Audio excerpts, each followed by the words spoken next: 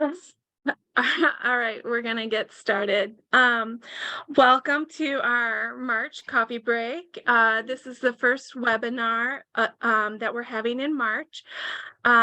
One of two. Our goal is to showcase the work that you're doing and provide a platform for you to network with your peers on pathways and transition support today. We hope that you can problem solve and generate ideas and learn best practices that can help enhance your programming. So whether you're new or seasoned, we hope that you'll find this webinar useful. And just a reminder that this is in place of in-person workshops. Let's see.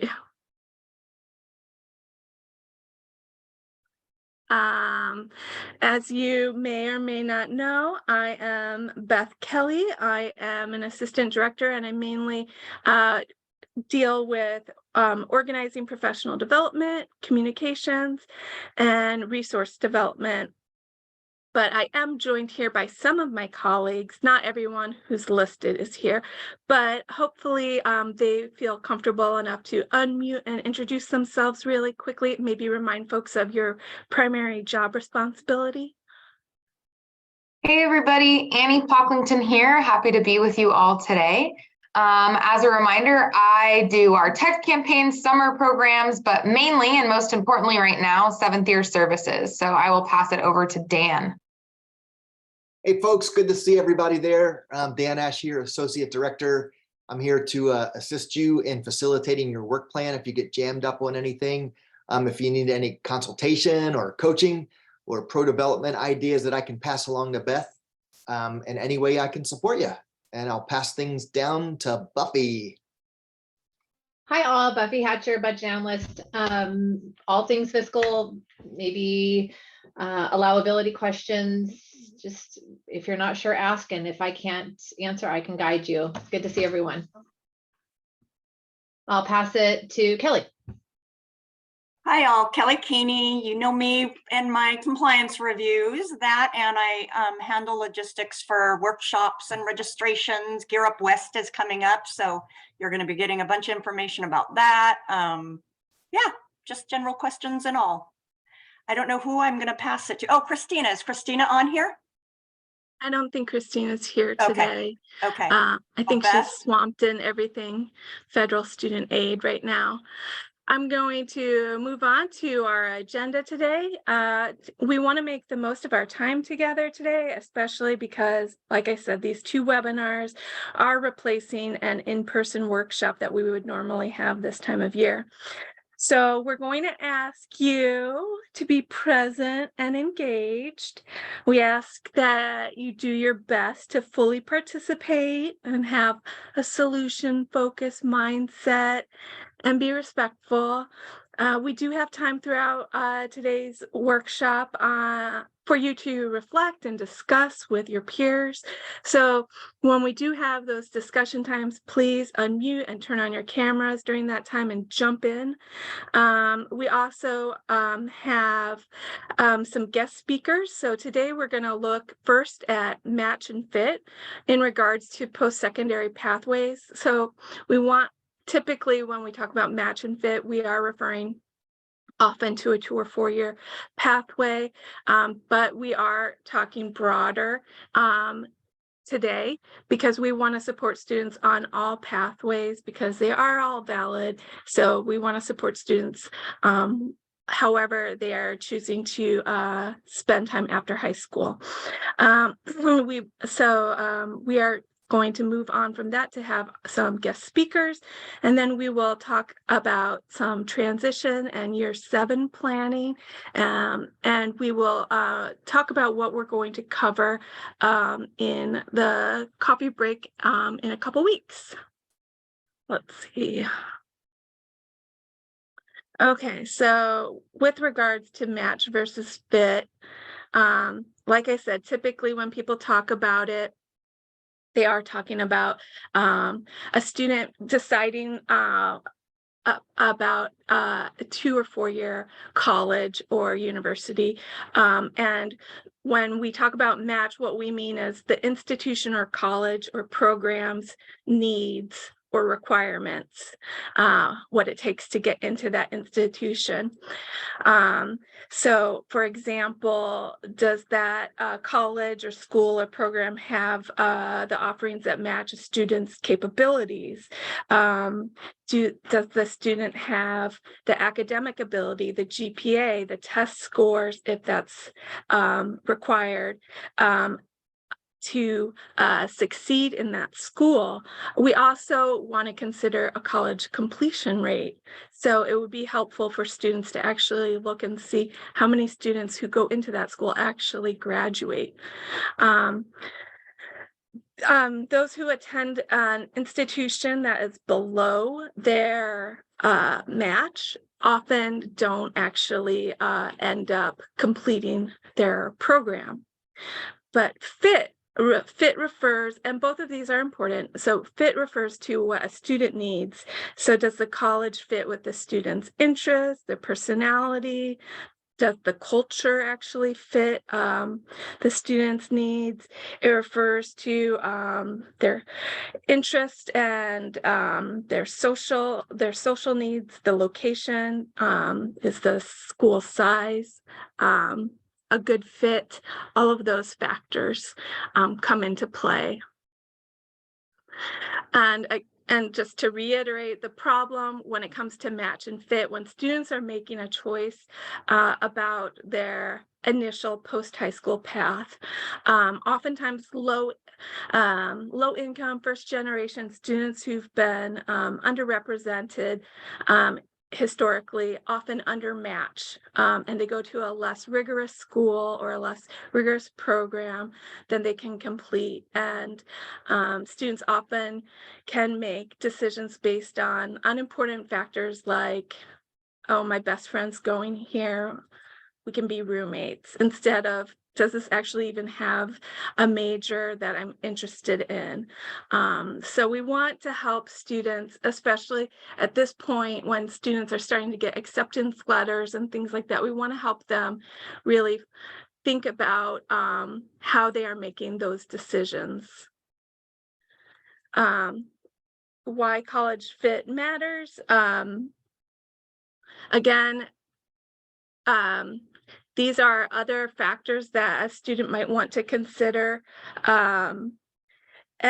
because where a student goes to college is just as important as if they actually enroll. So we want students to be successful. So some other fit factors would include a success fit, a personal fit, even a family fit. Is this going to work for my family? And what are the expectations around being engaged with my family after high school? Let's see. So we hope that when students had started the school year, their senior year, we hope that they have started and applied and by having at least multiple options, including a safety option where a student is most likely to attend. And these safety ones can be schools that often have open enrollment where they're pretty much guaranteed to get in, or even the guaranteed admission program that just has come out this past year.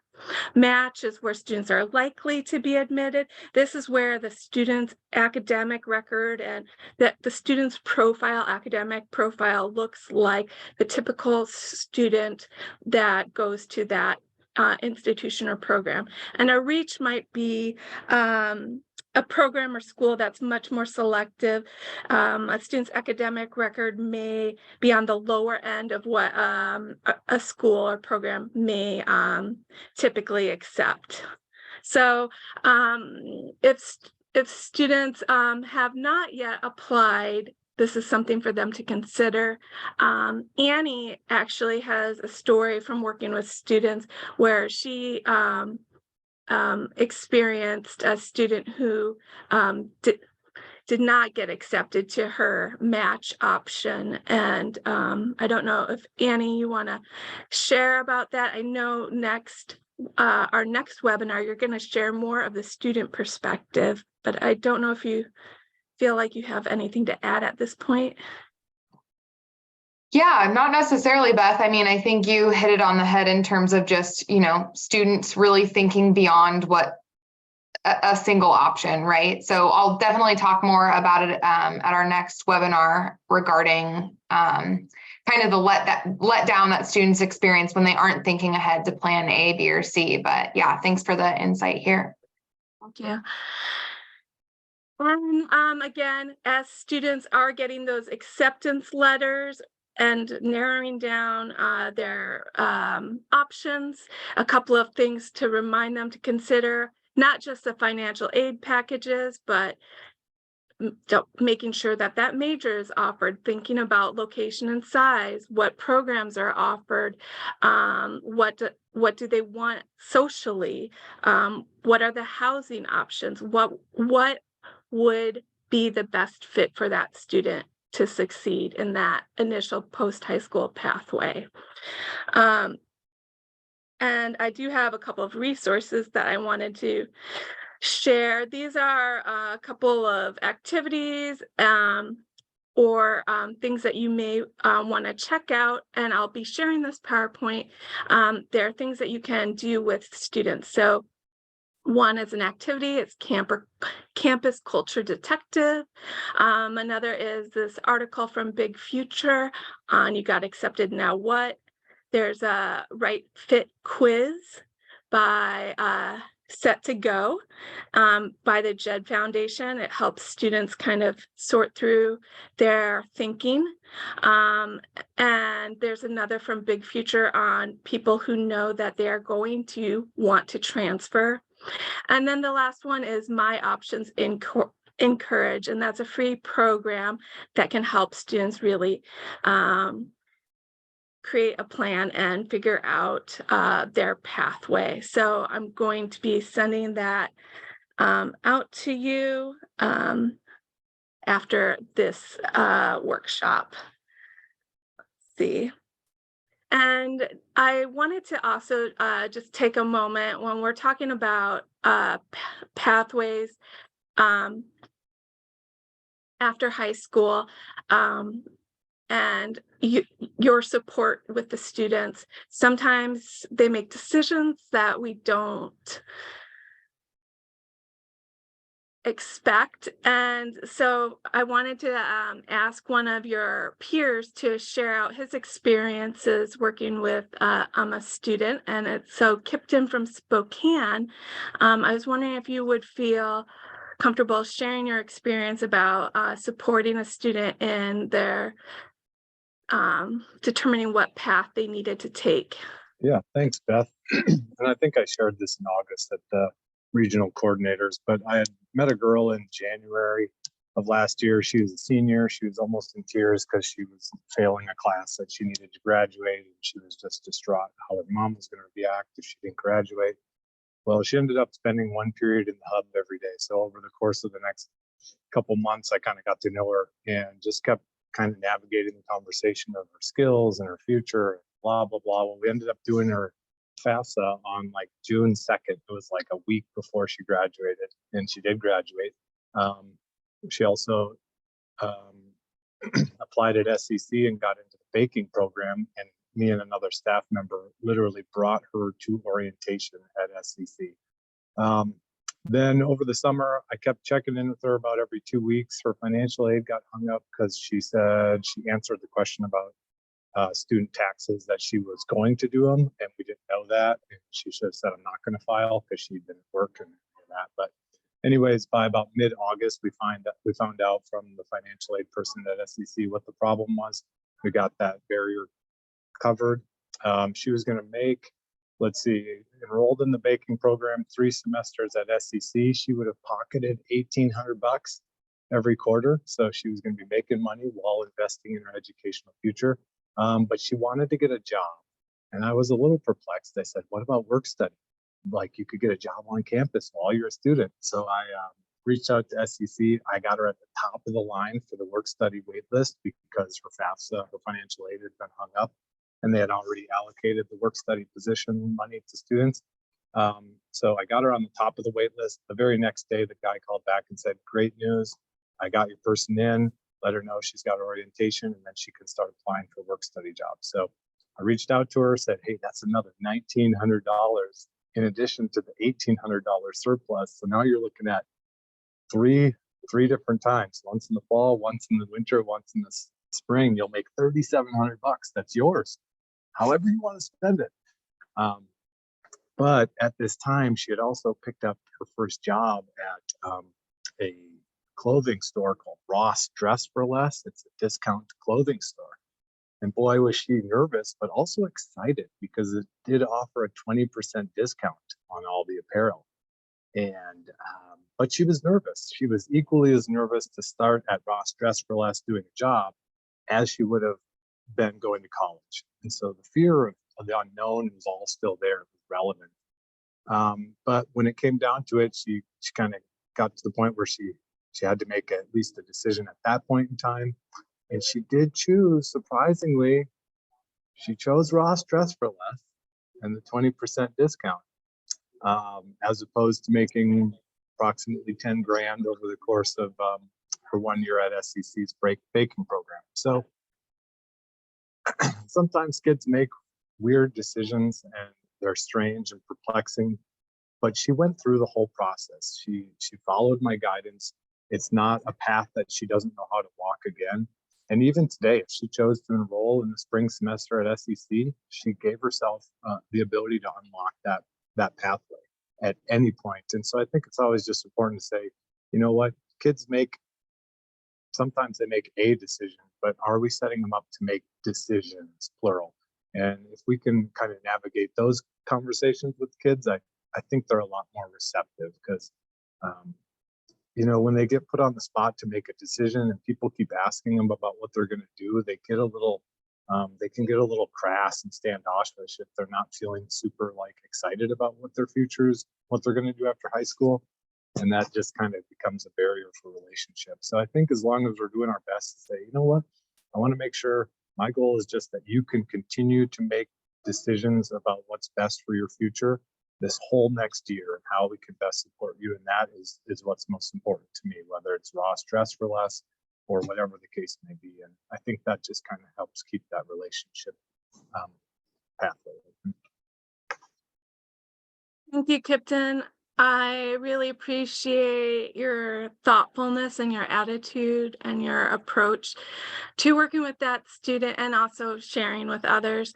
I totally agree with the sentiment. If we look at all of us who are in this room, our paths to get here were windy, I'm sure. And the world today looks really different, and it will continue to look quite different, and students are going to have a lot of stops on their paths.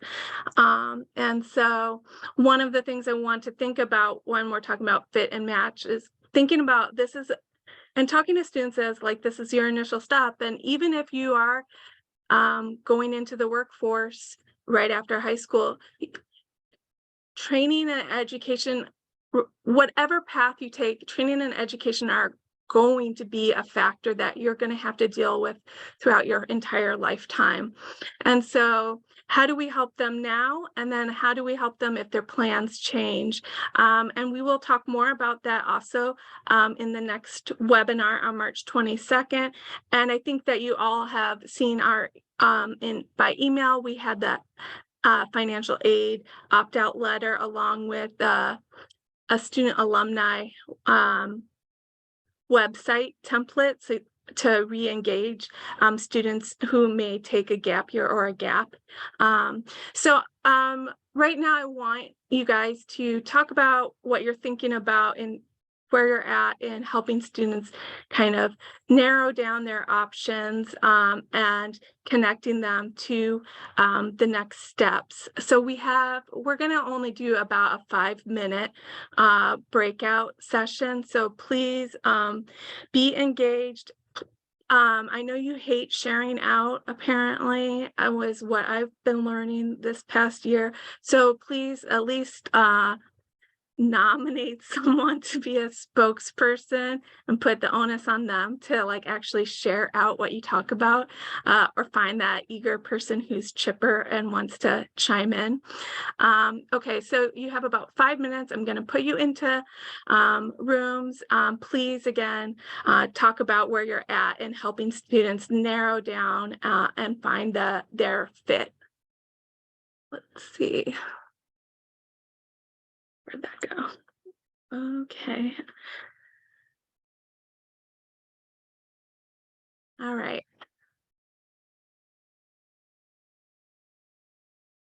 You should have received an invitation to join a breakout room. Is that?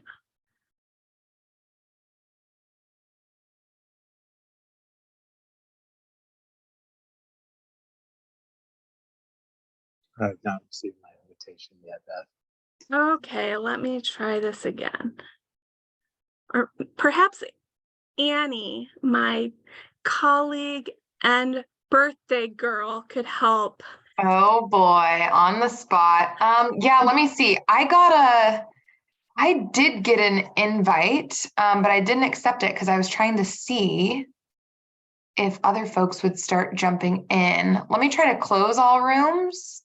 No, that isn't gonna work. Yeah, I'm not seeing invites either on my side. No. Okay, I tried to close the rooms, Beth. I'm not sure what else to, let me see here.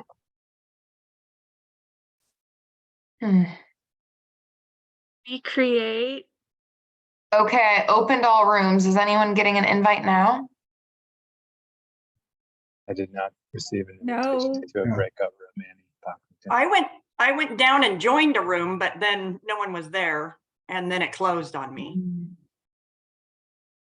All right. Well,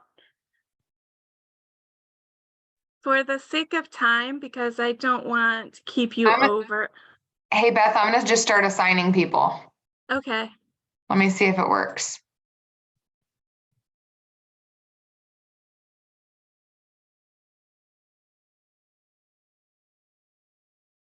Sorry.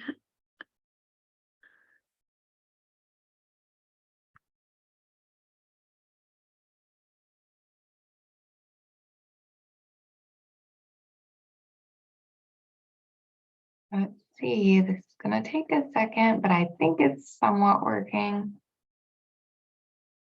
I don't know what I did.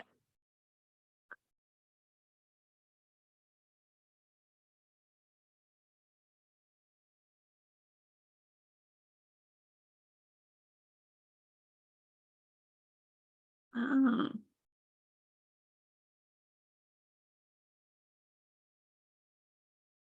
Thank you, Annie. Yeah. I don't know how I screwed this up. I mean, I've been doing breakout rooms. All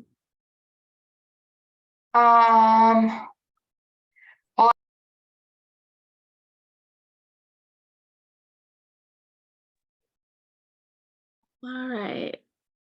It looks like one of the, okay, the room's gonna go. All right. Well, welcome back, everyone. I know that was short. I hope that you were able to talk with some of your peers, though, during that time. I'm wondering if you guys did create a sacrificial lamb who's willing to share out maybe what your room talked about. Will. Beth, our group talked about an opposite problem that you shared earlier. We actually feel a lot of kids are overmatching. So because of low enrollment numbers at schools, kids are getting accepted to four-year colleges with 2.0 GPAs. They're getting accepted to private schools with 2.7 GPAs. And so that's my concern, is some of our kids are going to be going to schools where maybe they're not academically ready. And our concern was what supports would be there on their campus for them. I thank you for bringing that up. That actually, I'm sorry, I have not thought about that. I didn't realize that that was happening, and it does make sense given the low enrollments and colleges struggling to really fill back their institutions. Perhaps Annie and Dan are going to talk, and Marcy are going to talk more in the next webinar about spring and summer and transition and supports, and we're going to talk a lot more about that also in April. I don't know, Annie, do you have anything you want to say right now about that? You know Or- what, Beth, I'm just looking at time, and we should probably just let our group share out and kind of combine insights and then maybe follow up at our next meeting. That sounds great. Okay. But thank you for bringing that up, Rosalie. That is a super valid and important thing to think about. Anyone else? The other rooms didn't create a sacrificial lamb? I am in group number 2. And we talked about things students need to consider when deciding on a fit for their school. We talked about cost, first and foremost, if they have financial aid, if they have to pay out of pocket or get loans for a school. The size of the school, how if they are from a tiny little town and they are going to a big giant college, they might feel lost, or they might finally, find their people. They need to decide that fit for themselves.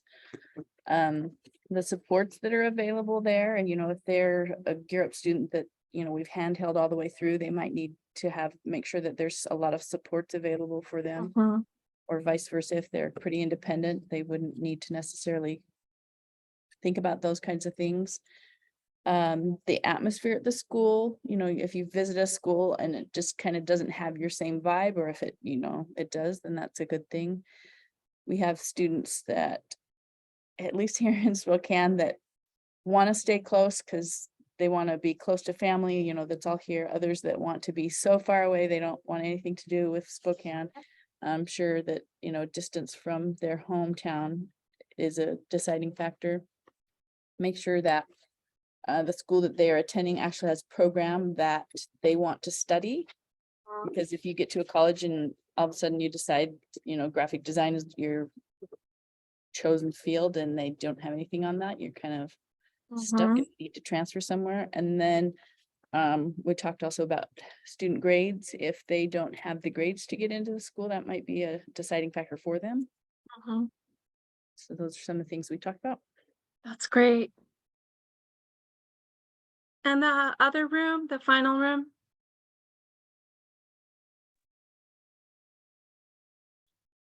Donna, can you share out what you were discussing with your the issue you're dealing with there? Oh, sure. So I have a senior, we're a really small town, and there were three seniors right now.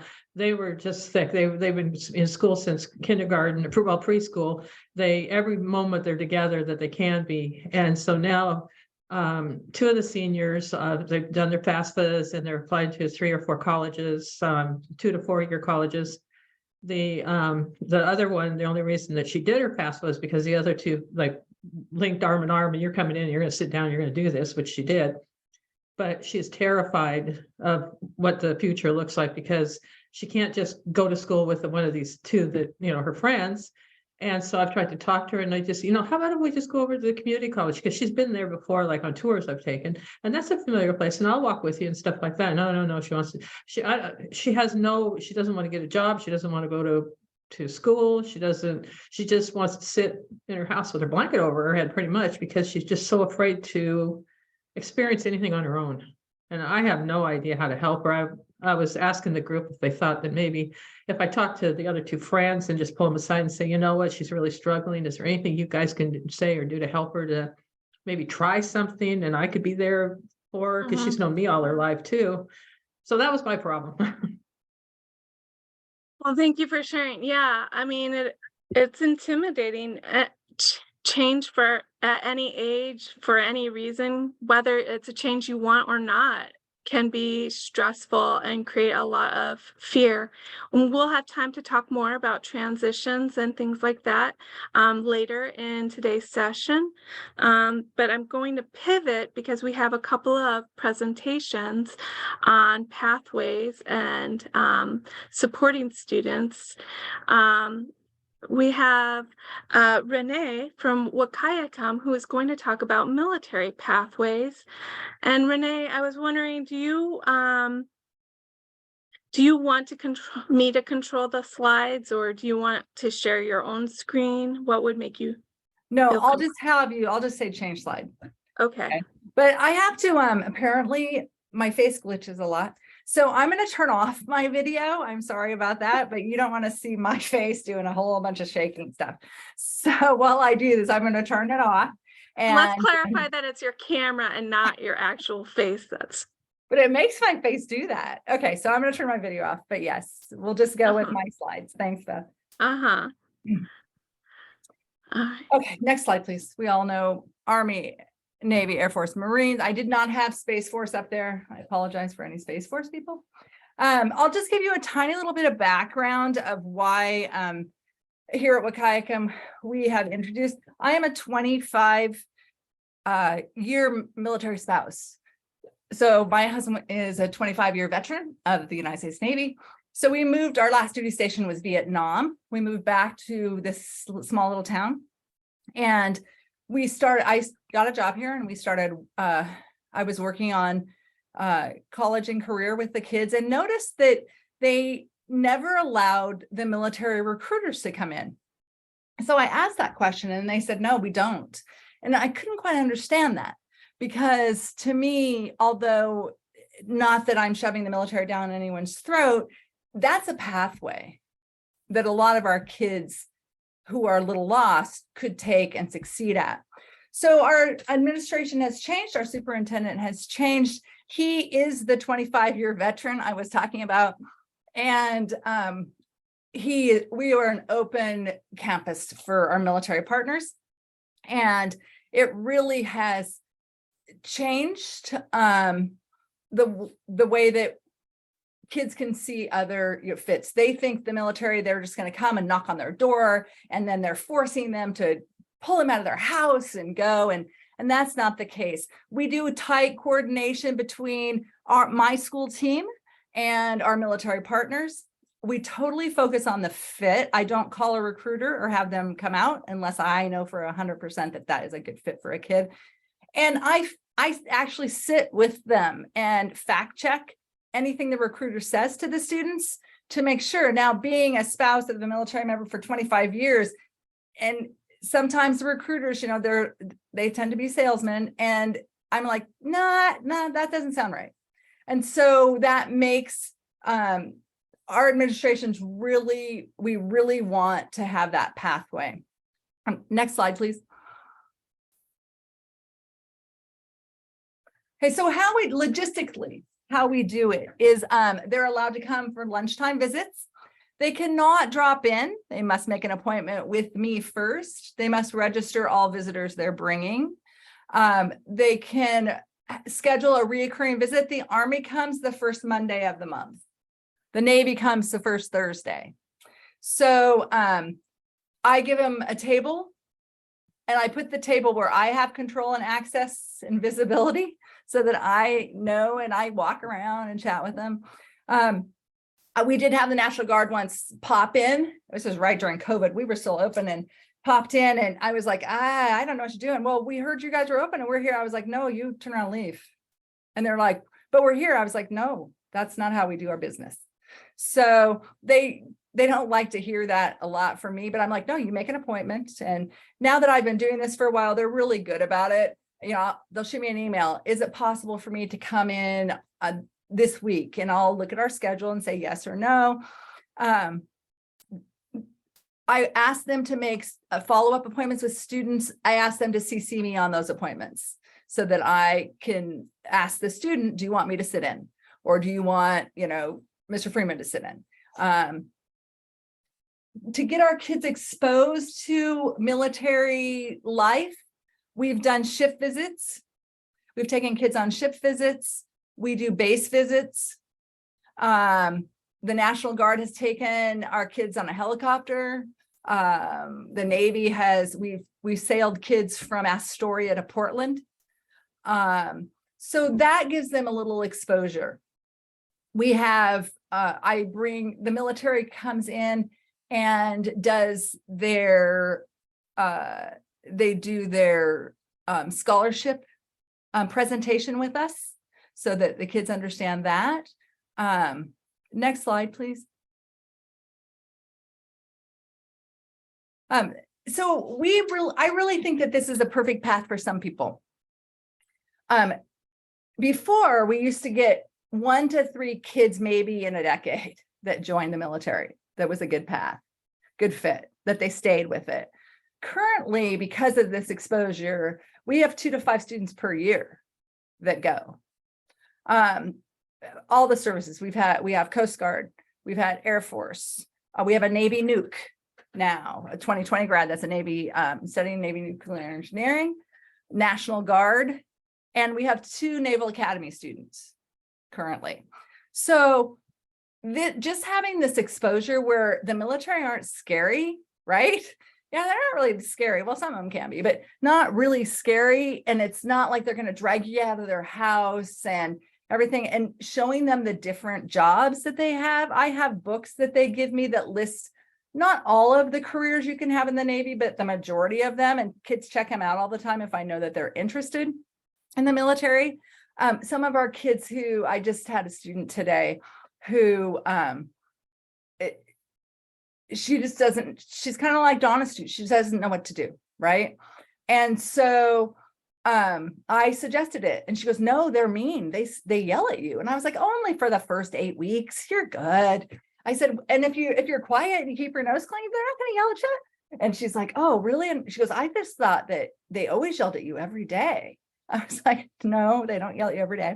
I said, just the first 8 weeks. And, and then showing them that the education benefits afterwards. Now, when our kids come back home, I always invite them in so that they can talk with our current students, say what's good, what's bad. I haven't ever had a student come and say they didn't enjoy the military. Now, they may have only stayed 4 years, but they didn't ever say they didn't like it. The majority of our kids that we've had right now have actually re-enlisted after their 4 years and are going, that during that pathway. I always send them, if a kid is not sure which branch they want to go to, I always ask them to go in and talk to Mr. Freeman, and he talks about all the branches, but he talks about specific jobs by ASVAB. We have all of our students take the ASVAB that of course want to, but almost every student takes the ASVAB. And some of them take it multiple times because of the scores. But so that's another way that we've just opened up a little bit to not have that a closed pathway for some of our kids. Some of our kids need that structure.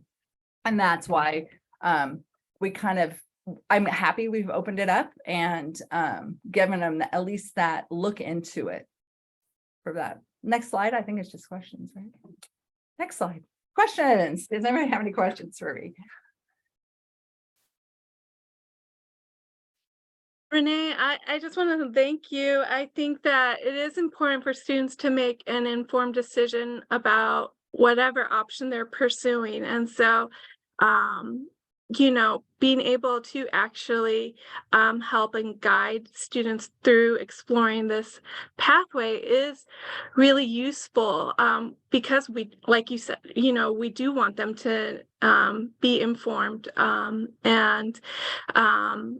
Do you have any advice for maybe any of your colleagues who may not have experience perhaps supporting students through this pathway, like how they might want to proceed or things to avoid? Or Yeah, I think that first of all, if your administration's not on board, I think that getting them on board, we have 3 or 4 staff members, faculty that are former military, they're veterans. So they don't share a lot normally. Before they wouldn't share at all. And we're like, no, you know, you need to share your path. You need to share what you did. So the first thing is, if your administration isn't going to be on board, try to persuade them to do that.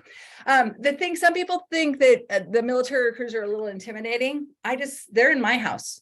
So they play by my rules. And when they send that message out that says that you have to give them all your juniors' names and everything at the beginning of the year, I know all the recruiters now. When you send that to me in a a form letter, I don't answer you, because I have this, we should have this professional relationship. So a lot of times they'll say, but you didn't send it. And I was like, you could have given me a phone call and called me by my first name. Right. So now that they know that, but I make sure that the recruiters know, 1, they're welcome, and 2, they play by our rules. They don't, contact students in the middle of the class. They don't call them. And there's that respect there that they have. I have for them and they have for us. And not to feel intimidated because they're going to, tell the kids that, oh, you're going to get everything. I mean, that's why I sit in with them and talk to them. If you don't have a lot of experience with the military, it's okay. They don't know that, right? A lot of times when they come in and it's a new recruiter, they don't know I have experience. So they treat me like I'm dumb as dirt. And I just go along with it. Sure. And then I start throwing some acronyms out there and they're like, oh, wow. I can't, feed you a line. And we really have a good reputation. The National Guard area, they come out during football season and they run the military drills with our football team. The kids love it. Just having something, the Army comes in and they'll do push-up contests. They'll come in and help with anything. We had the Navy come in and do a math class with one of our math classes, one of the college and the high school classes. So they want to come out, but they don't want to just come out and stand there and give, their swag. They actually would love to be invited to participate with them. So I think just talking to them, getting them in a couple of times and building that relationship, and then bring them in for something fun would be great. Renee, can I make a comment about that? Yes. Absolutely. We do some of those same things and we've had some very good experiences. We give our scholarships at our signing day, that kind of thing. But I really appreciate the structure and that, yes, it's our school and our rules. And we've had a couple of incidents where we've had a couple of recruiters recruiting, let's say, for more than just the military.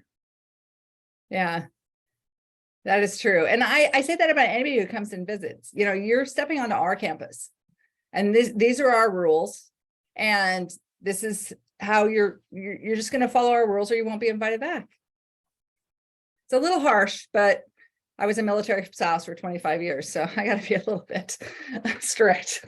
Renee, I appreciate everything you just said, because I've always wondered if the interactions that we had were different than interactions that other people have had. And so whenever we refer to our military recruiters, it's always the word salesman always comes up because it is a very similar experience to that. But just for those of you who are new to Gear and new to working, everything Renee said is absolutely true. Like the structure, and I mean, we'll have recruiters sometimes who want to go visit everyone's offices to meet with them. And we're like, we can't do that. We're in class right now and we can't interrupt people's class time or, have you meet every single, I mean, if there's time for meeting principals and things like that, I understand, but it's definitely something where they'll come in and they want kind of the world to stop because they're here all of a sudden.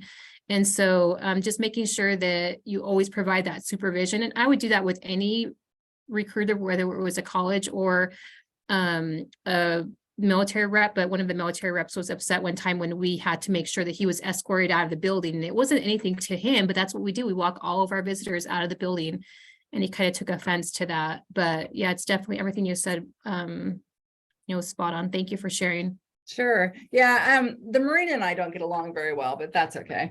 And he he always tries to go kind of behind me to talk to kids, and they're like, Mrs. Freeman, the Marine recruiter came by, and I thought that, you know, you were going to meet with us. I was like, well, he didn't know. And so this year I was at a career fair, and I walked up to him and I was like, don't do that again. And he's like, I said, I'm from Wahkiakum. And he's like, oh, well, I was like, no, Wells, you make an appointment, you come in.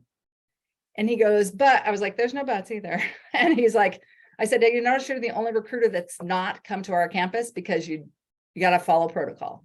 And he was better about it then. And he changed recruiters, which is kind of always, and he left that in his notes. If you're going to Wahkiakum, you must contact beforehand. But we walk everybody out too as a courtesy. But some people take offense to those rules. And so I think that just structure, they know structure. So just giving them some structure is, and, you know, some boundaries is really good. I'd like to just hop in as well and say that from a recruiting standpoint, a lot of those soldiers and sailors and so forth, you know, they're rotating out, right? So you might have relationship with them, but they're in a rotation as well. Some of them are way newer, you know, than others. Some are really experienced, and it'd be just like a car sale, you know, where I've been in that room with someone selling me a vehicle, and I've had a few that were good, you know, they were actually pleasant, and I hate doing that, but the majority of them were awful for me, you know. And so it's really important for us as educators and advocates for our students that even though we may be like uncomfortable with this, you know, to realize we're standing up for the students. Reach out to Renee, reach out to me or any of the other coordinators who have some experience with it. If you're kind of nervous about it, you know, let's talk through it. Have a plan before you have those interactions, right? Absolutely. I answer any questions anybody needs. I'd be happy to. And mine's not the perfect plan. It just works for us. So. Well, thank you, all of you, and Dan and Renee, thank you as well. I do think it is important to have that trusted adult, and again, making an informed decision about your options is important. But having somebody listen and ask questions and be on your side is also, you know, really beneficial.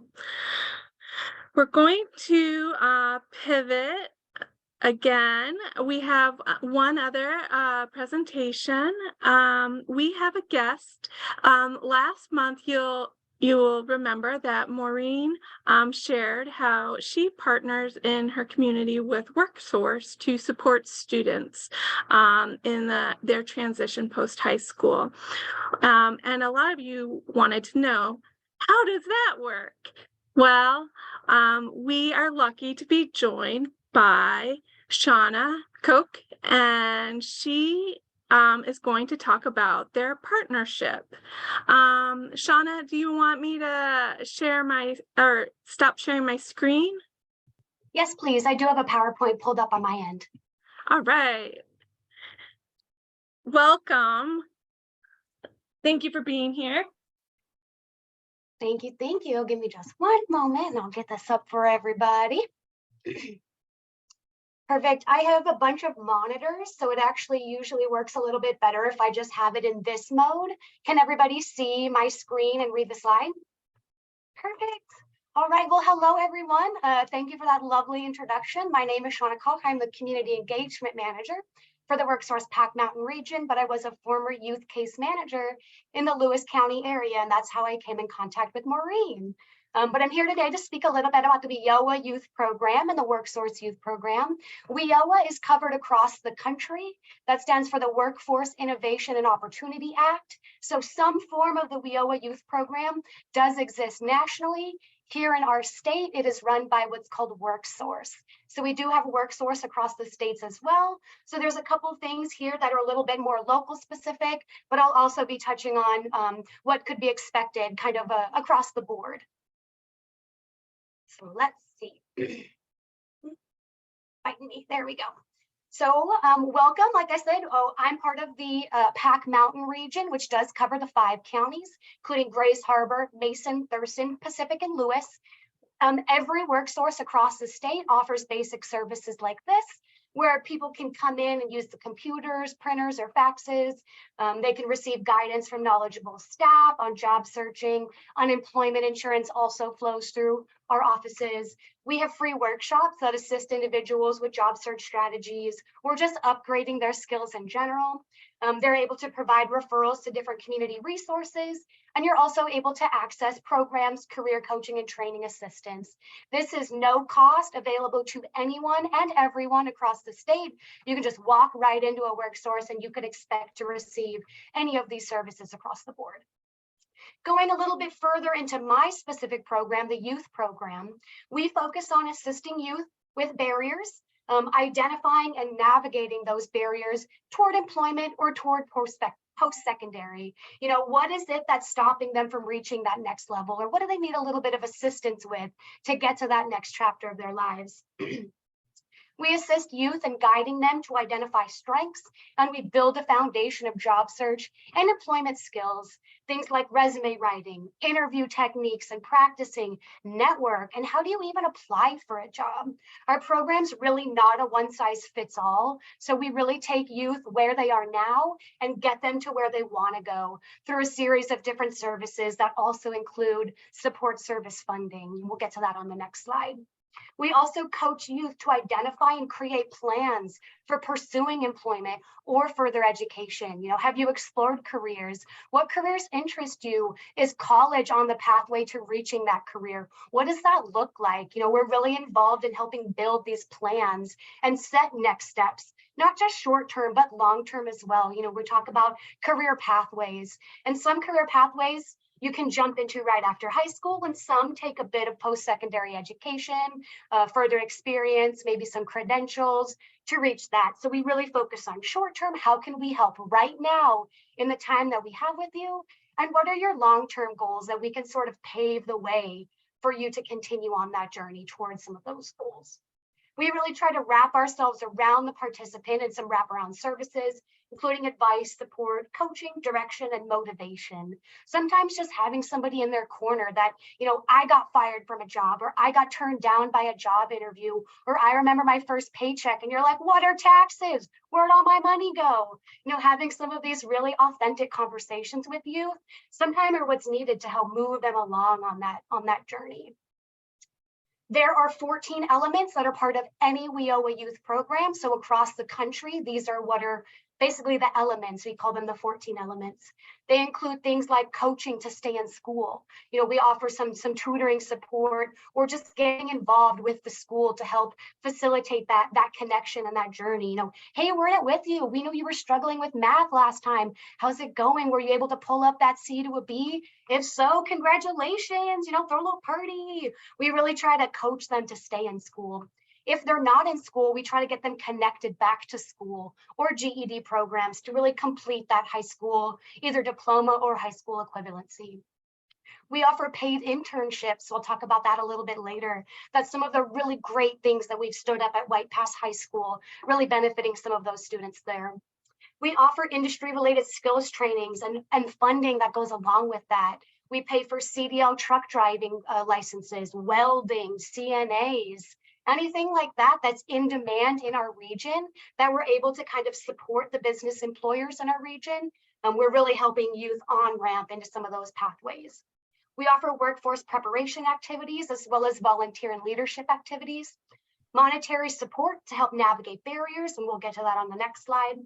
Follow-up services and continued contact after program completion. So say they get that full-time job after graduation, or they make it to that post-secondary education, they're at the door. You know, we are able to support them for an entire year afterwards. Maureen and I have a crop of students that made it to post-secondary education as a result of the last school year. And I reached back out to them last week. How's it going? How are your midterms going? Any classes you're worried about? Any support you need? Was there really an expensive textbook maybe for the next quarter that you're not sure you can afford? How can I support? How can I continue to support your educational journey? Even though you're at Central Washington or you're at, you know, WSU, we can still help in that 12 months after that program outcome. We also offer referrals to counseling services or adult mentoring, financial literacy education. You know, we talked about budgeting. How are you going to spend your first paycheck? Are you saving up for a car? Or are you saving up to move out on your own? You know, how can you pay your bills now while still putting away some money into savings for some of these bigger ticket items? Along with entrepreneur skills training, services that provide labor market information, and then that post-secondary transition activities as well. Again, these can be expected from any WIOA program across the country.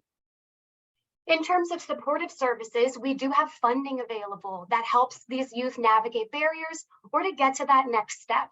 And that looks like transportation assistance, bus passes, gas assistance, vehicle repairs, even helping pay for a driver's license or driver's education. You know, those can be $500, $600 courses. I have regularly paid for those for the youth that I work with. We also offer clothing and employment assistance. You know, I've got an interview next week, but I don't have any nice clothes. All my stuff I don't fit, or they're my work clothes, they're dirty. We're able to purchase interview outfits, look good, feel good, right? We're also able to help with work attire. You know, hey, I'm going into my CNA program, but I don't have any scrubs. Is that something that you'd be able to support? Absolutely. And then required tools as well. We also very regularly help replace I-9 documentation or just state IDs. We can help with micro credentials, you know, food handlers, forklift, flagging certification, OSHA 10, first aid, you know, STARS, the Washington STARS certification. Those are things that WorkSource very regularly funds for young adults, along with that post-secondary transition. So like I mentioned, that crop of students that came out of White Pass, we were able to utilize WorkSource funds to pay for their dorm deposits, to really lock in their spot in the dorms for the next year. So that was a pretty rewarding partnership there. And then books and course supplies, right? Textbooks are wildly expensive. Now I was spending $300, $400, $500 on one book when I was in college. So being able to step in and offer some of that support is really helpful for students. And we also fund work experiences or internships. And those look, you know, a variety of ways. Usually I'll try to find an opportunity that aligns with their career goal. You know, I want to work with customers. So I've placed work experience at the local grocery store. Or, hey, you know, I'm interested in becoming a housekeeper because there's a really large Airbnb industry out where we are. In that case, I've partnered with the White Pass maintenance team. And after school, students would go work on campus, you know, helping clean classrooms, helping keep the facilities and the grounds nice, preparing for football games or baseball games, and making a little bit of income along the way. Our work experiences are really, really helpful and valuable, not just in that they're paid and you start to see a wage and to see an income, but they gain that experience, you know, showing up on time, reporting to a manager, working on a team, things like that all come along with the first job. And that's a nice, safe environment that we set up. So if anything's not going well, we're able to either shut it down or course correct, or just look for other alternatives. Our program specifically has a virtual work experience that we've used at White Pass High School, which was all online. It was about 8 hours of job shadowing, hard skills, soft skills, journaling. And as a result, students were given $150 just for whatever they like. So that was really, really promising as well. So if we couldn't pay for, say, the dorm deposit, the students had other flexibility. Well, can I do the virtual work experience to get a little bit of money that way that I can then use on my dorm deposit? Absolutely, I applaud the ingenuity. So some of those are the ways that we've partnered and the way that our funds are available to be utilized. This is kind of a full overview. I kind of wanted to put it on one picture. If you haven't realized that at this point, the WIOA programs are kind of like drinking out of a fire hose. So it's a lot of information, but I figured this would be good if anybody needed to snap any pictures of it, because this is an overview of sort of what somebody could expect from our program. We've got eligibility laid out here on the blue. We would start with enrollment, establishing eligibility, filling out the application, setting some goals. How can we help? What does that plan need to look like? Then we go into education, you know, learning about careers, resume writing, and then connections to post-secondary. We also offer skill development, like addressing and navigating barriers, completing occupational skills trainings, gaining credentials, or those work experiences that I mentioned just a moment ago.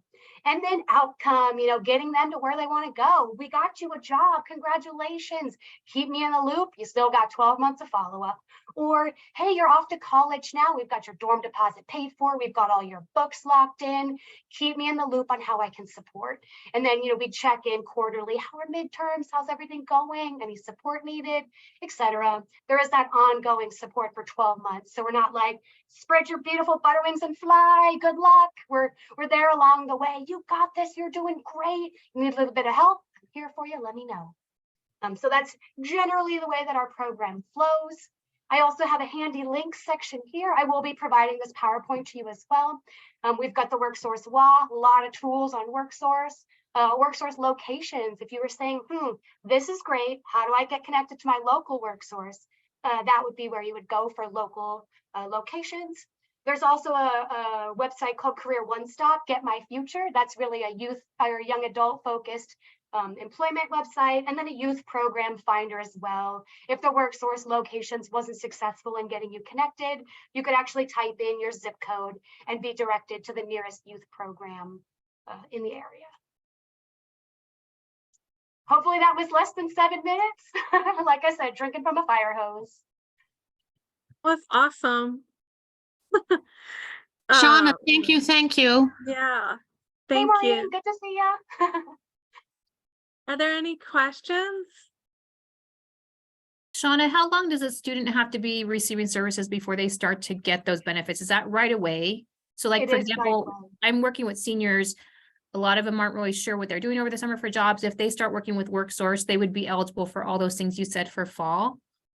Yes, absolutely. They would be eligible right away to start receiving services. I've enrolled somebody and then the very next day done an internship or went down to the DOL to get their license or XYZ. If they need that assistance, we really try to get them in right away and get them that assistance right away as well. We do offer those things. Like you said, seniors are a perfect group to identify because we're talking about post-secondary education or employment. Really, we want to tap in, right after they graduate and even a little bit before that. So we've got goals set and we know how we can utilize our program to get them to that next step. Great question. And there's no maximum or minimum time in our program. I've had somebody on my caseload for about 3 years that was starting her own cosmetology business. She was successful. That's why I held on to her for so long. So she's actually out in Randall now as a certified nail technician with her own business. So that was great. But I also have youth that right after enrollment are like, you know what? I really want to focus on school, or my home life is deteriorating and I just don't have the bandwidth to focus on this. And in that case, that's absolutely acceptable. They're more than happy to either take a hiatus or just exit our program altogether, and then they can come back when they're ready. So no minimum or maximum amount of time in the program. Anna, tell me how you make connections with kids. You do a lot of visiting to schools. Do counselors refer to you? What is your communication pathway to get kids into your program? Great question. Yes, we are connected in a variety of ways. For example, at White Pass High School, we connected with the alternative school administrator and then Maureen as well. So we were capturing the students that were in the alternative school, as well as the students that were in the traditional school.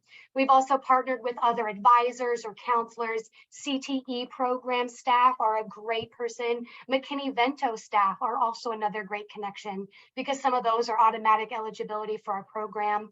Other teachers have heard of us on a Facebook page and, hey, can you come and speak to my students? So we're really getting connected in a variety of ways. There's no wrong door, we like to say. Thank you. Yes.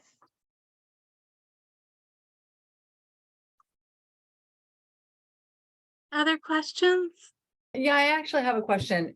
We used to have the WIOA program in Wahkiakum, and I ran it out of the school. And there were a lot at that time. There were a lot of eligibility, like certain number of eligibility that they had to meet. Is that still the same?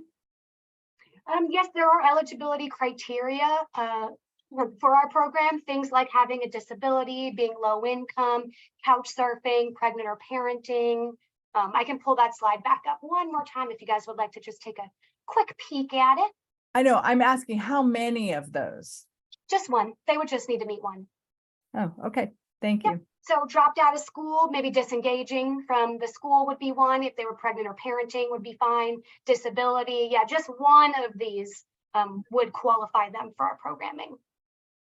So do you mean one of the, I mean, you have to be within the age and then one of the bottom ones? Or when every Yes. school kid then? Yeah. So not everyone from 14 to 21 is eligible. Who's in Oh, school okay, okay. So every student then in school. is Yes, we do eligible. cover the youth ages. Yep, we do try to work mostly with seniors, like I said, because it is that employment focus. If they're 14 or 15, it's a little bit more difficult to get them plugged into employment. We have done work experiences with students that young, but getting them plugged into actual employment typically isn't as successful in students that young. But No, we're there to, we're give it a try. I think, Anne, you were talking about, you have to be either in school or as well, but you also have to be low income, IEP 504 or something else with that. Is that correct? Yeah, so somebody, say a senior would be between the ages of 14 and 21. I have an IEP or a 504 that would actually waive the low income requirement. There's a couple of those that waive that, but if they were coming, say, truant, I've had a couple of issues with truancy, maybe I have an assigned parole officer. They would also need to be, say, receiving free or reduced lunch. Okay, so the income thing, yes, if they're reduced and free lunch, because there we had a strike, and so we got a lot of extra people on free and reduced lunch who really have two incomes and they're not low income, but they're low income for our school for the rest of the year, because if you're off 1 month, you get in lunch. So does that count for you? Or, I mean, what do you do for your income? What is your documentation? Yeah, any verification from the school that they are receiving free or reduced lunch is typically the easiest. We've also received things like pay stubs, or if the family is receiving SNAP benefits, those are some ways to prove that a family would be low income that we would collect for documentation.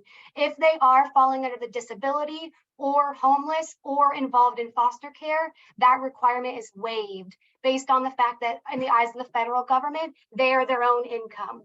So anybody with disability, homeless, or foster care doesn't necessarily need that low income requirement because only their income is counted. And typically they would be low income if they're underage, unless they were making buku bucks. Thank you. So just to clarify, Shauna, you do have to have one of those criteria beyond the age. You can't be an 18-year-old middle income, high income student and receive services. Is that correct? If you don't have one of these criteria? Right, they would need to reach or meet one of these eligibility. We do have a separate eligibility criteria, which is basically called additional assistance. So that is if the student would benefit from services, but maybe don't fall under one of these categories, we can make a case.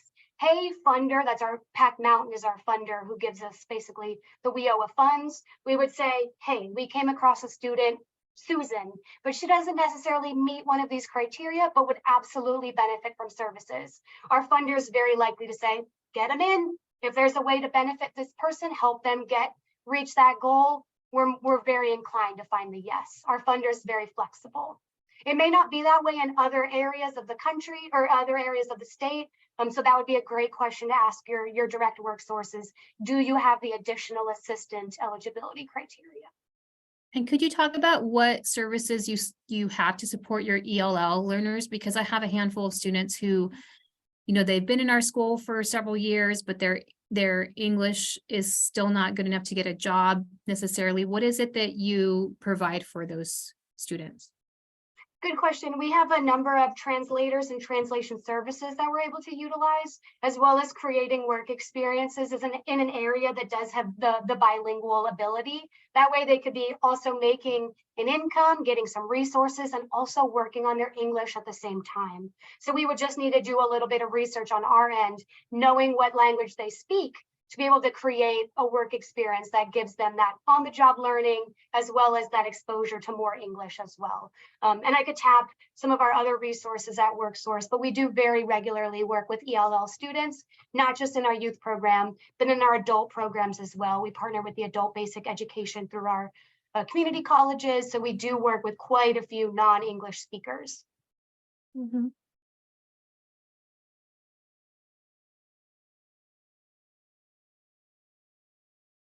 All right, well, thank you, Shauna. This was an amazing presentation and such a great resource. I'm so happy to have learned more about the work that you guys are doing. It's unbelievable. And I look forward to many more partnerships across the state now because of this. If there aren't any other questions, I guess I will bid Shauna adieu, and we will move on to the next portion of our webinar. Thanks, everyone. Have a great day. I'll be sending this PowerPoint off to you as well, so you can utilize some of these links. But thank you for your time so much. Thank you. All right, I'm gonna share my screen real quick. And Beth, I think David, did you work at WorkSource? Yeah. Before, I was gonna see if maybe he had, Yeah, David he could Morton. share about things that were different in the Spokane area, or. Sorry, yes. Oh, can you guys hear me, right? Yes. Okay. Yeah, I worked at WorkSource. WIOA programs are all the same, statewide, but we have all the same stuff they have. That's good to know. Yeah, and if you guys have questions, you can reach out to me. I have a bunch of contacts in Spokane that I could connect you with. We have somebody that's doing the construction program through Talent. What is it? One of the programs they have. But I know a bunch of people there. I worked there for not at WorkSource, but I worked for like Commerce and a bunch of those programs for the state for employment services. So I can help connect you guys too. Awesome. Thank you. Yeah. All right, we are going to move on to talk a little bit more about transitions for both you, the students and their families, for the spring, summer, and for next year. I am going to hand it off to Annie to talk a little bit about 7th year, if that's okay with Annie. Yeah, absolutely. Okay. Thanks, Beth. I would love nothing more than to talk about 7th year. Hey, everyone. Super excited to chat with you today because we are certainly moving at high speeds, it feels, towards the 7th year. So we are smack dab in the middle of peer mentor recruitment. We have a few students hired. We have been doing interviews and we have a few more to go. So really just excited about who we're going to be working with next year. So this slide is really just a reminder of where we're going to be at. Of course, this is developing and changing a bit as we do move through the process of partnering with 7th year campuses. So I just want to quickly highlight, Western Washington is on this graphic and is listed here on the slide. Western has a really awesome support system, and they've essentially asked us to partner with them in a different way to further support initiatives that they already have rolling. So that's the only campus that we'll really be doing anything too extremely different with. Basically, it won't look exactly like Gear Up Services in the branding, but students there will be a data sharing agreement, and so we'll make sure that students are identified by the university and reached out to regularly and really connected with that campus. But again, now's the time to start talking to your students about the fact that we will be on campuses next year. And if we're not on campuses, there are still ways that they can stay connected to Gear Up and receiving support. So one thing I wanted to talk about today is just what summer support is going to look like in that transition for our students. And I've kind of bucketed it into 3 kind of overarching things. So first and foremost, the text campaign. Anytime you have an opportunity to talk to your seniors about the text campaign and get them signed up, please do. It's going to be the lifeline of our 7th year program, specifically for students who aren't connecting with one of our 7th year campuses next year. So just a continued reminder that that text campaign support will continue all summer and it'll continue all next year. which leads us to the next form of support, which is one-on-one meetings with students by request. Again, that's why this text campaign signups are so vital to the work that we're going to do this summer and next year for those students who aren't connected to a 7th year campus.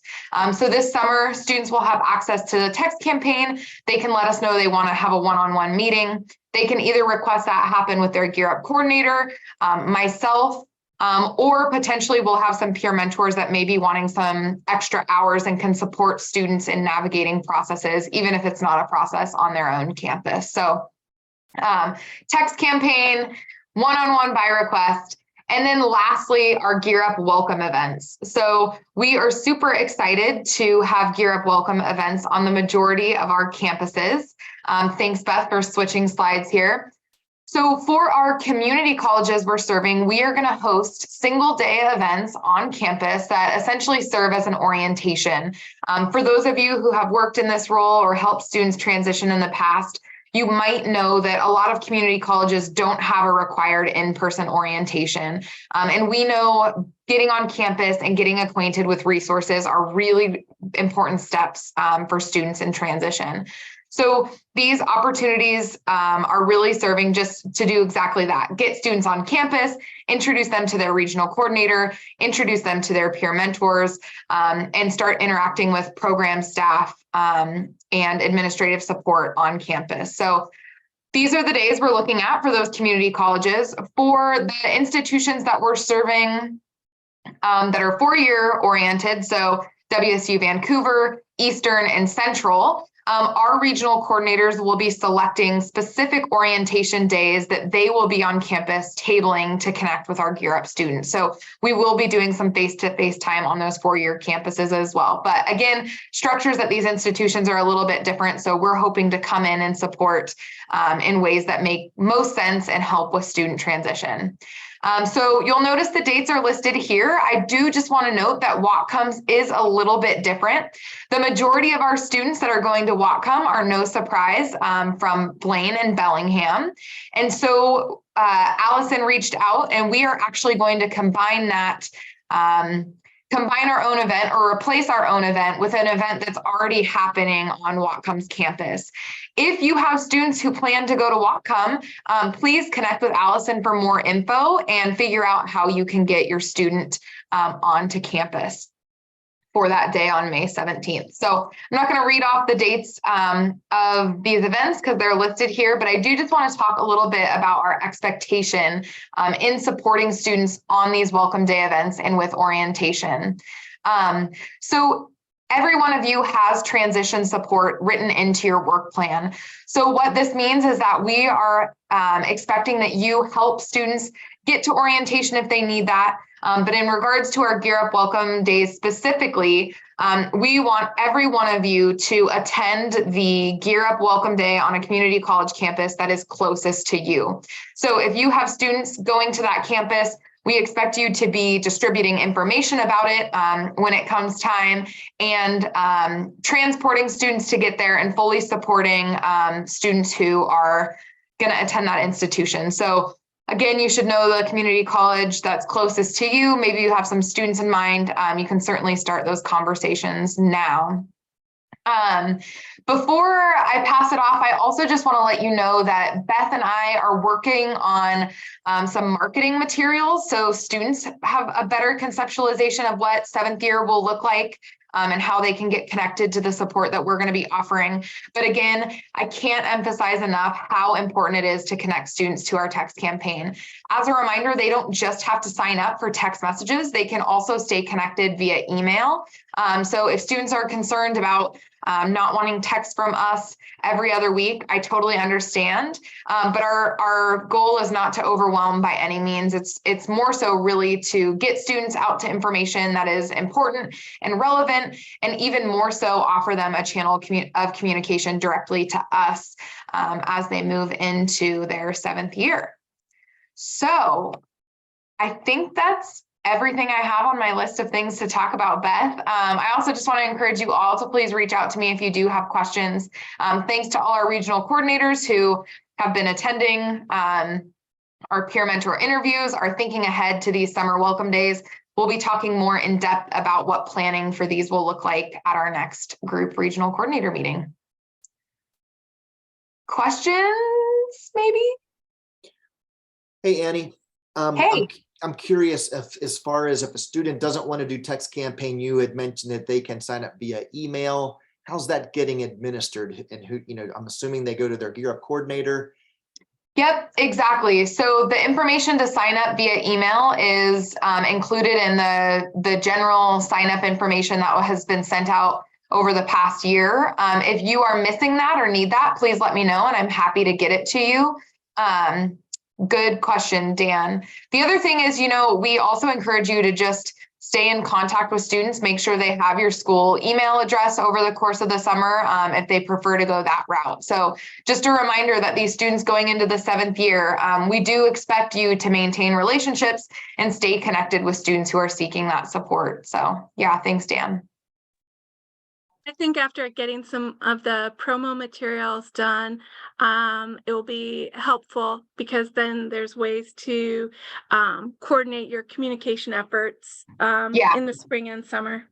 Absolutely. And one more thing I forgot to mention, we'll talk more about this in the month to come or so, but we are planning to have both text campaign sign up and welcome day event sign up in the senior exit survey. So what that means is a student can indicate they're interested in a welcome day event and a student can indicate that they want to be signed up for the text campaign, and we'll be able to handle that on the back end once those senior exit surveys are submitted. So that's one way we'll be connecting. But again, of course, we heavily rely on you all to get that information out and encourage students to sign up. So, all right. That's sneaky. I like it. I had a Sneaky, question. sneaky. I had a question for Buffy, just going along with what Annie just shared. Buff, I don't know if Buffy's still on or not. Yeah, but, I am. I'm here. I had a question as far as helping students with attending orientations and incentives that come along with trying to get students to sign up with these. Do we have any documentation that Gear Up requires for school districts to reimburse for mileage for attending orientations? And then kind of maybe you could share with us some things that we would be allowed to use as far as incentives for text campaign and things like that. Okay, Rosalie, I'm so sorry I caught half of that. That's why my camera's off, because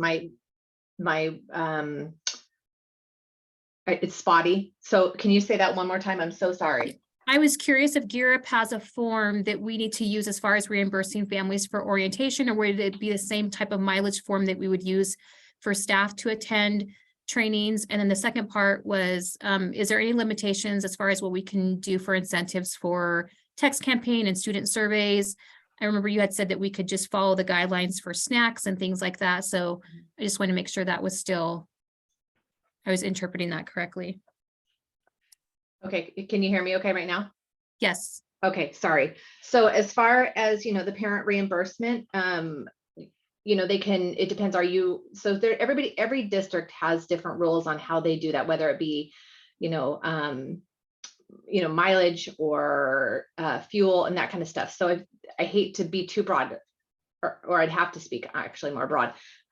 So let me work on some sort of guidance. I will send it out based off the different options that we have for the parents and the reimbursement. And as far as the incentives for the text campaign, yeah, I mean, if you follow the guidance and you have incentives in your plans, then you could purchase to, like you do other events, buy something little to get them to attend. Mm-hmm. But Buffy, I'm wondering if you could take this item back to Marcy. I do think that there is time for us to talk more in depth about this in the next webinar and in the April workshops, where we can get into some more of the nitty gritty on like how this is actually going to play out.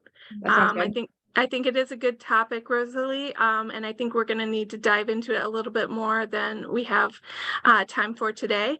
But thank you for bringing that up so that we can be prepared to talk about it the next time.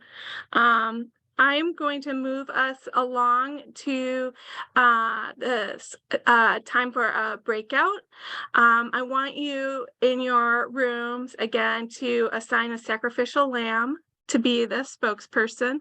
And I want you guys to talk about what does your school offer in term, or your school or district offer in terms of supporting students and their families in the transition between spring and summer and fall.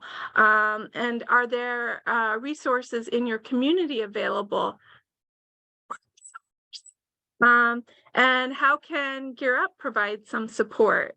So I'm going to maybe, if I can, send you into the breakout rooms. Let's see if this experience works better than the last time. And I'm going to give you 10 minutes in your breakout rooms to talk about all things pathways and transitions. And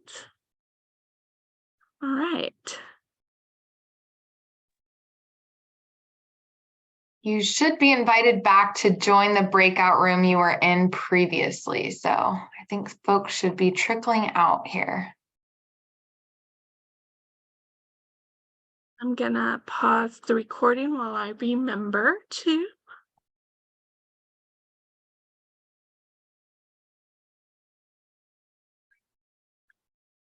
Oops.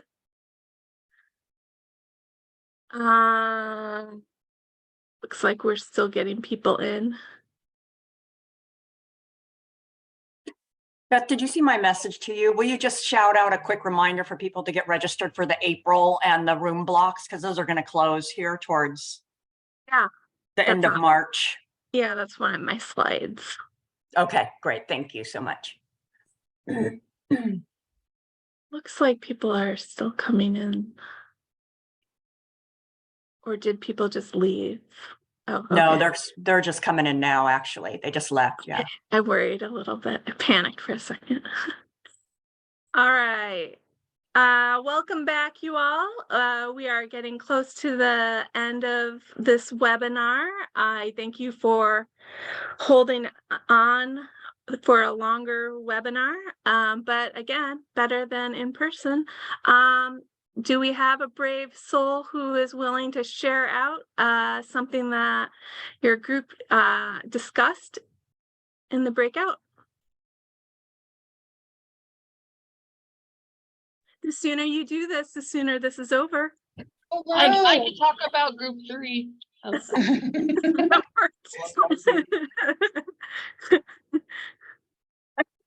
Okay. I'd love that. Is it me or Brandy? Go ahead, Diva. Go ahead, Diva first. Sorry. Okay. We talked about how to support and hold on to our students in the transition period, and everything from catching them at the store to tracking them down through social media or family members. We realized that some of us work in small communities and that relationship we have with the community helps. But really feeling like in general, it's kind of a problem. And some of us haven't had to do that yet. And some of us have been doing that all along, depending on the kind of grant you have. So I don't think we solved anything, but we could relate to the problem itself. We also talked a little bit just about graduation waivers and how different schools are utilizing them and whether that's a positive or a negative. We did have a question about the FAFSA waiver sent from you guys and like what the opt-out. Sorry, Sharon's in here with me for helping. No, I knew what you meant. Go ahead. And just kind of like, what is the benefit of using them? Does it help us with you guys when it's like I'll talk about our own school. We don't have that high of numbers, but our kids are kind of refusing. So would that help us with you guys? And some schools don't require it at all. So do they need to have that extra layer of paperwork? It's not, Diva, it's not needed. It's not required by us.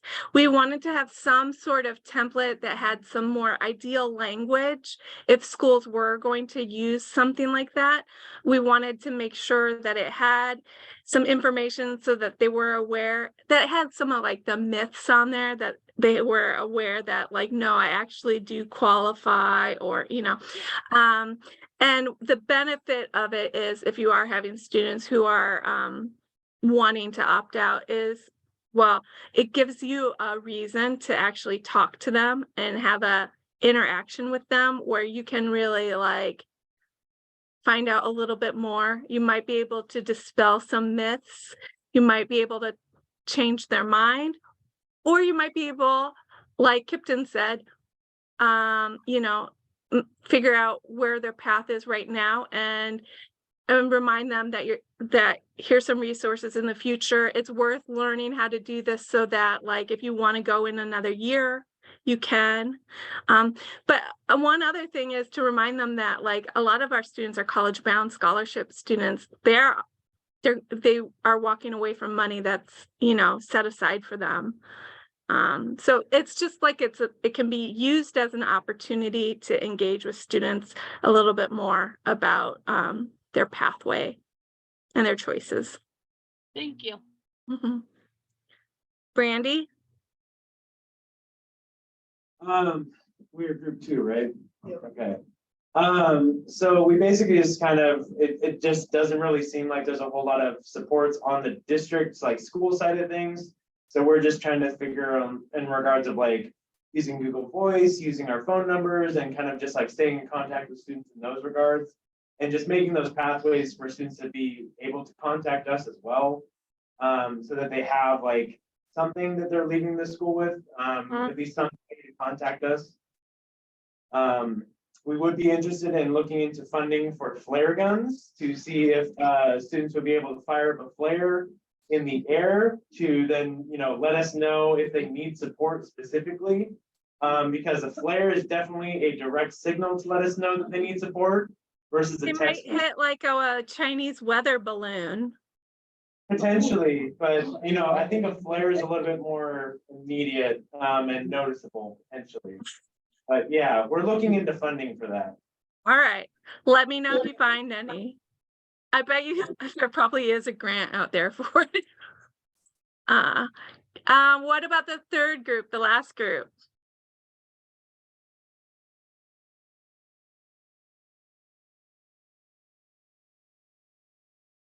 Remember, the sooner you talk, the sooner this is over.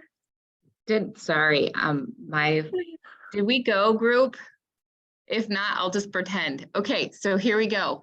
Our group, David is like, has an amazing little pocket of money where he is gonna be doing some post-secondary, supporting his students and families going to their orientations, which I think is really cool. I wish we all had that pocket of money, but we don't. We all use things differently. So yeah, so we talked a lot about that and how we can get reimbursements for at least like gas cards for our students to do that. So we're kind of, all of us are kind of looking into that.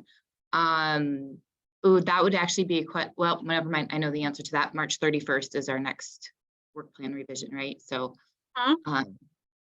yep. So that would be.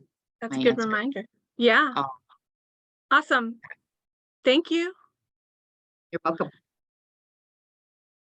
And on that note, thinking about deadlines and events and things like that, I just want to throw out a couple reminders. Again, we have another part 2 of this workshop, and that's on March 22nd. If you haven't registered, the links are embedded in this PowerPoint that I'll send out. That one, so this one focused on your perspective on supporting students in their pathway and transition. That one will focus more on the students' experience. We're going to have some feedback from students that we're going to look at, and we'll talk more about what spring and summer is going to really look like, and that goes for April as well. We're going to be really diving into spring, summer, and everything 7th year in April. And Kelly wanted me to remind you that make your lodging accommodation reservations already and register if you haven't. Is that right, Kelly? Oh, I didn't quite word it like that, Beth, but yes, please get that done, just because those room blocks are going to close by the end of the month. Well, 21st and then the 25th, I think, is when they both close. So they need to get in there and get that done. Yeah, it's always a quick turnaround. But yeah, It make is. accommodations before you forget, because I know I would. And with that, I'm giving you 10 minutes of your life back. So thank you all for being here. If you had questions that you didn't get answered, bring them to the March 22nd webinar. We will see you then, and have a great afternoon. Thank you for everything you do. Bye, everyone. It was good to see you. Thank you, guys.